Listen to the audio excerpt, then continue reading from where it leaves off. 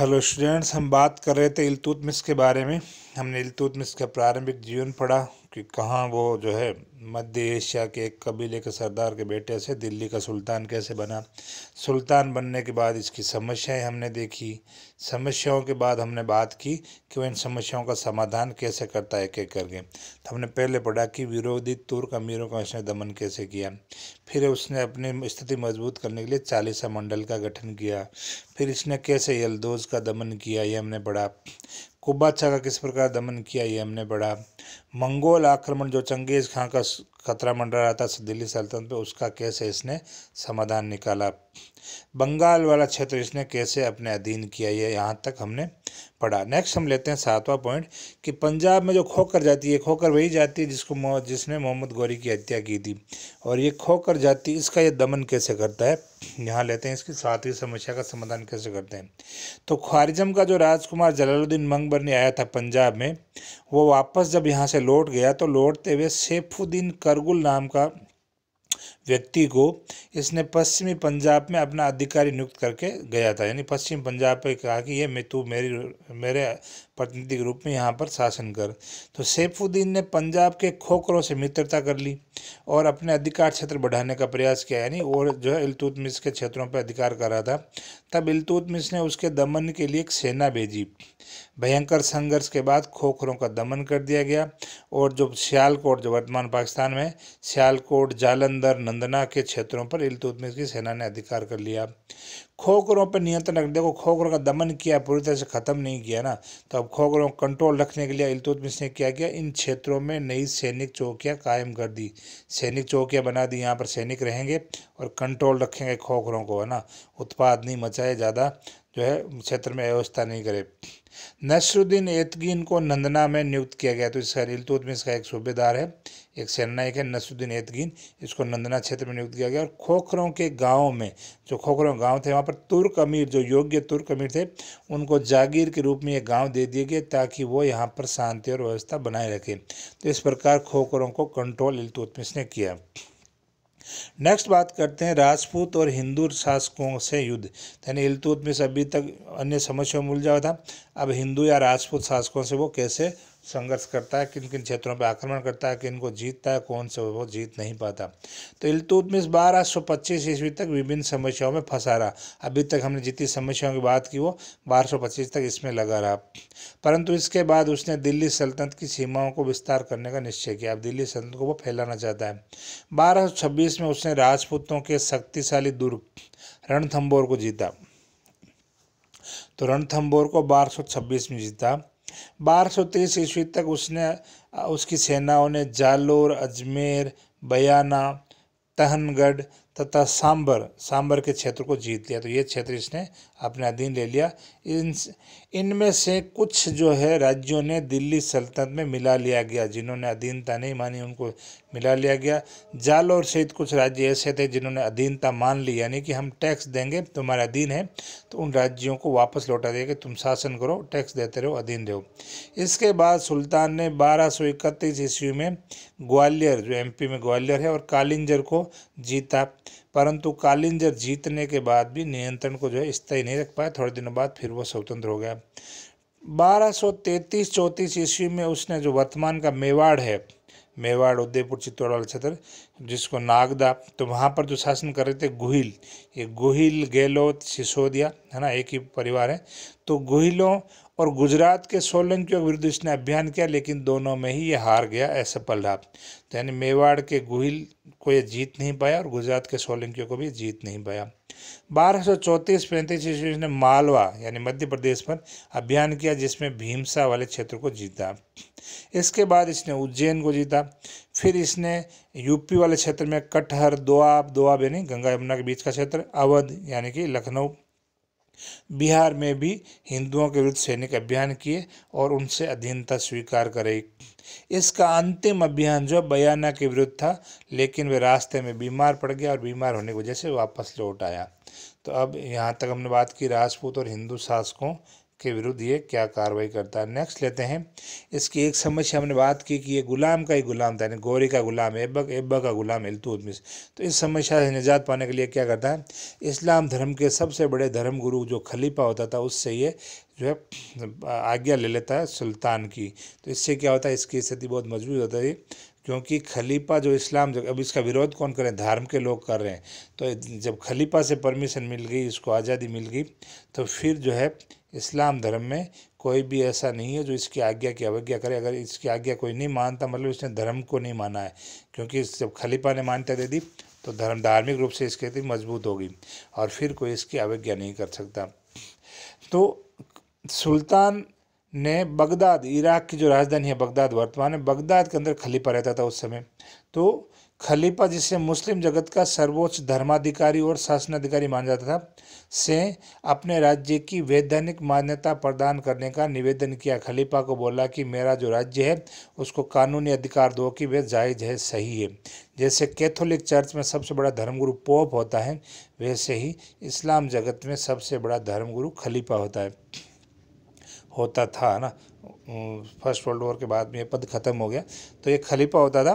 तो इससे मान्यता प्रदान करने का निवेदन किया। बगदाद के जो उस समय खलीफा था, जिसका नाम अल इमाम मुस्तर बिल्ला था, तो इसने इल्तुतमिश को दिल्ली सल्तनत का सुल्तान स्वीकार कर लिया, यानी खलीफा ने इसका निवेदन स्वीकार कर लिया।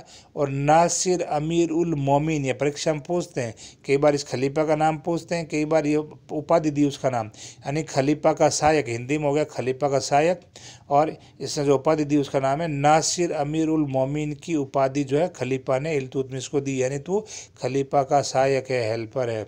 उसने खिल्लत, यानी उसको पोशाक भी भेजी, स्वतंत्र शासक की खिल्लत, पोशाक भेजी।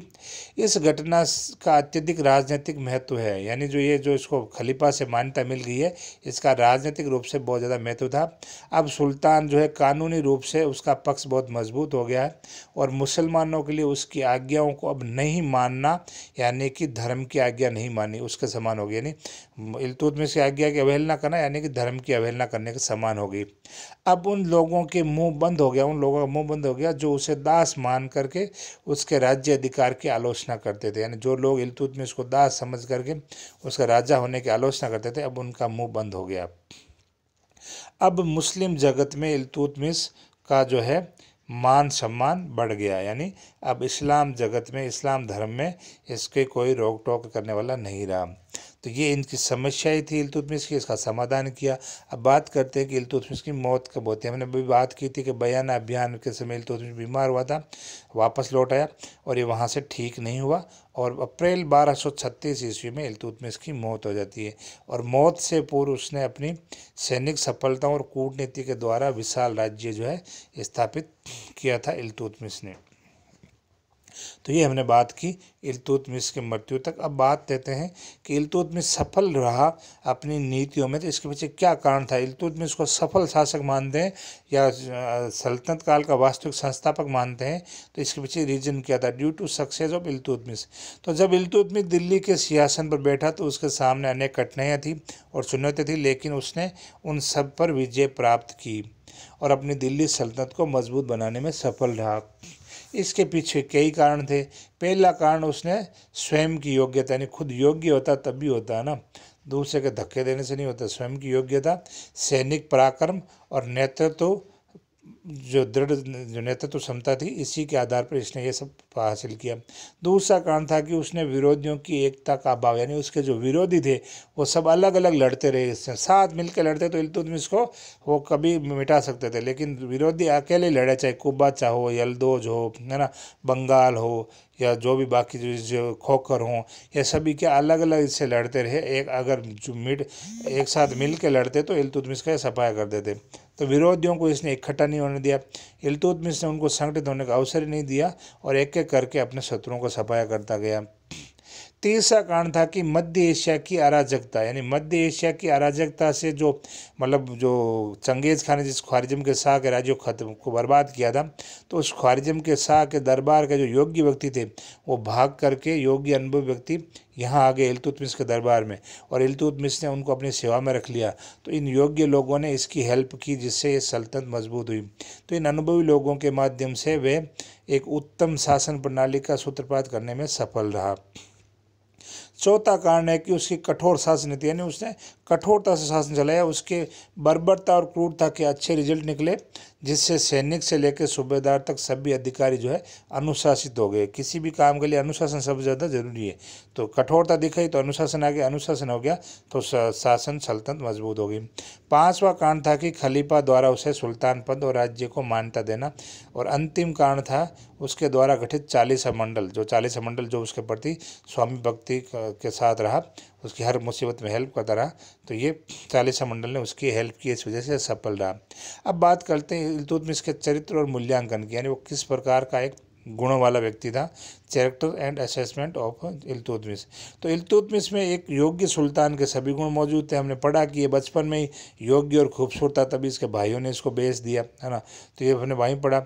वे एक स्वस्थ, सुंदर, साहसी एवं पराक्रमी व्यक्ति था।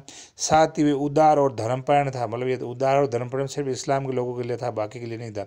इन्हीं गुणों से वे उन्नति करते हुए दास से सुल्तान बन गया, और उसने भारत के नवोदित मुस्लिम राज्य, नवोदित क्यों बोलते हैं, क्योंकि अभी तो बना था, ऐबक ने तो इसको बनाया, तो नवोदित था ना, नया नया ही उदय हुआ इसका। तो नवोदित मुस्लिम राज्यों को बिखरने से बचा लिया और उसे ठोस आधार प्रदान किया, जो सदियों तक अस्तित्व में रहा। यानी ये मुस्लिम राज्य जो 1206 में बना, 1526 तक तो ये सल्तनत रहा, फिर मुगल रहे, तो मतलब अंग्रेजों के आने तक रहे मुगल, तो सदियों तक ये मुस्लिम राज्य बना रहा। वे अत्यधिक धार्मिक प्रवृत्ति का था, तो ये धार्मिक प्रवृत्ति का था जिसमें, लेकिन गैर मुसलमानों के लिए अत्यधिक अत्याचार भी करता था। तो ये सिर्फ धार्मिक प्रवृत्ति या उदारता सिर्फ मुसलमानों के लिए थी। उसने अपनी कूटनीति से यलदोज, कुबाचा, जलालुद्दीन मंगबरनी और चंगेज खां से पीछा छुड़वाया, और खलीफा से मान्यता लेकर अपनी कूटनीति और दूरदर्शिता का परिचय दिया। उसके द्वारा किए गए प्रशासनिक सुधारों से दिल्ली सल्तनत में शांति और व्यवस्था बनी रही। जो उसने सुधार किए जिससे इसके राज्य में शांति और व्यवस्था बनी रही। उसने कला और साहित्य को भी प्रोत्साहन दिया, विद्वानों को अपने दरबार में शरण दी। मिनाज सिराज जिसके ग्रंथ हमने वहाँ पढ़ा था, और रूहानी जैसे विद्वान जो है इसी के दरबार में रहते थे। उसने कुतुब मीनार का निर्माण पूरा करवाया, शुरू तो ऐबक ने करवाया था, इसने कंप्लीट करवा दिया। कुछ मस्जिदें भी बनवाई, दिल्ली में एक मदरसा भी बनवाया। मदरसा यानी इस्लाम धर्म की जो शिक्षा देने वाला स्कूल या शिक्षा के अंदर जिसमें मदरसा बोलते हैं, तो मदरसा भी बनवाया।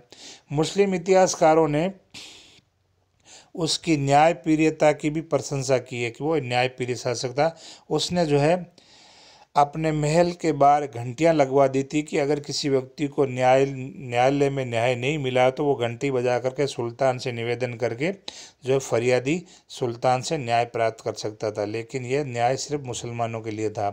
इस प्रकार इल्तुतमिश का भारतीय इतिहास में महत्वपूर्ण स्थान है, जिसने न केवल दिल्ली के राज्य को सुदृढ़ बनाया बल्कि उसकी सीमाओं का भी विस्तार किया। तो ये हमने बात की इल्तुतमिश की। अब बात करते हैं कि इल्तुतमिश की मौत के बाद में हम नेक्स्ट हमारे सिलेबस में बलबन है, तो बलबन से लेकर के इल्तुतमिश के बीच में कौन कौन प्रमुख शासक रहे। तो इल्तुतमिश की मौत के बाद मतलब इल्तुतमिश ने पहले कह दिया था कि उसका जो बेटा था जो नासिरुद्दीन महमूद जो 1229 में बंगाल में मर गया था, वो शासक घोषित किया था। लेकिन उसकी मौत के बाद में उसने रज्जिया को सुल्तान के लिए जो है घोषित किया था। लेकिन ये 40 मंडल जो है रज्जिया को नहीं बना रहे, क्योंकि रज्जिया एक महिला है, और ये 40 तुर्क अमीर जो है ये किसी महिला का दिन काम करना नहीं चाहते। तो इल्तुतमिश की मौत के बाद उसकी घोषणा के विरुद्ध 40 मंडल ने रज्जिया के बजाय रुकनुद्दीन फिरोज शाह को 1236 में सुल्तान बनाया, क्योंकि तुर्क अमीर किसी महिला का दिन काम करना नहीं चाहते थे। रुकनुद्दीन जो है वो पूरी तरह अयोग्य व्यक्ति था, इसलिए रज्जिया ने क्या किया कि जनता की सहायता ली। मतलब जो शुक्रवार की नमाज होती है, नमाज के समय दिल्ली की मस्जिद में गई, जनता से अपील की कि जो है मुझे शासक बनाओ, क्योंकि आप लोगों को पता है कि मेरे पिता ने मुझे ही शासक बनाने के लिए कहा था। तो रजिया ने जनता की सहायता से सुल्तान का पद धारण किया और रजिया सुल्ताना ने 1236 से लेकर 40 तक यानी 4 वर्ष तक शासन किया। और ये पूरी तरह योग्य महिला थी, लेकिन महिला थी इसी वजह से रूढ़िवादी तुर्क लोग जो है अमीरों ने बगावत करके इसकी हत्या करवा दी। और उसके बाद बैराम शाह को नया सुल्तान बनाया, जिसने 1240 से लेकर 42 तक शासन किया। यह भी पूरी तरह अयोग्य था, अतः 40 दल ने भी इसकी भी हत्या करके फिर अलाउद्दीन मसूद शाह को 1242 से लेके 1246 ईस्वी तक यानी 4 साल के लिए उसको सुल्तान बनाया। वो भी पूरी तरह अयोग्य था। उसके बाद 40 दल ने इसकी भी हत्या कर दी और नसरुद्दीन महमूद को 1246 से 66 तक 44 से 46 से 66 यानी 20 साल के लिए इसको सुल्तान बनाया। इसके बारे में नसरुद्दीन महमूद की बात सुनो। ये जो है नसरुद्दीन महमूद ये धार्मिक प्रवृत्ति का आदमी था। मतलब ये जो सुल्तान को या राजा को जो फैसिलिटी मिलती है उस पैसे धन का उपयोग नहीं करता था, अपना जो निजी खर्च निकालता था। इसके लिए भी ये क्या करता था, कुरान जो होती थी कुरान की प्रतियां बैठ बैठ के लिखा करता था और लिख करके उनको बेच करके जो पैसा आता था उससे अपना खर्चा निकालता था। मतलब एक संत टाइप का आदमी था ये।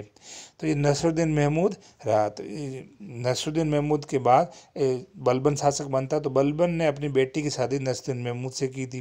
तो इसके समय बलबन जो है प्रधानमंत्री के पद भी रहा था। तो इस समय इल्तुतमिश का गुलाम बलबन का प्रभाव नसरुद्दीन महमूद के समय बढ़ गया था और वह प्रधानमंत्री बन गया और चालीसा मंडल जो थे उसका मुखिया भी बन गया।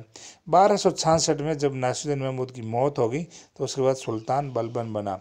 अब नासिरुद्दीन महमूद की मौत हुई या इसको बलबन ने मारा, ये अलग अलग इतिहासकार अलग अलग बातें कहते हैं। तो इसकी मौत के बाद में बलबन सुल्तान बनता है। तो नेक्स्ट क्लास में हम बलबन को लेंगे। इल्तुतमिश वाला जो पोर्शन पूरा हुआ।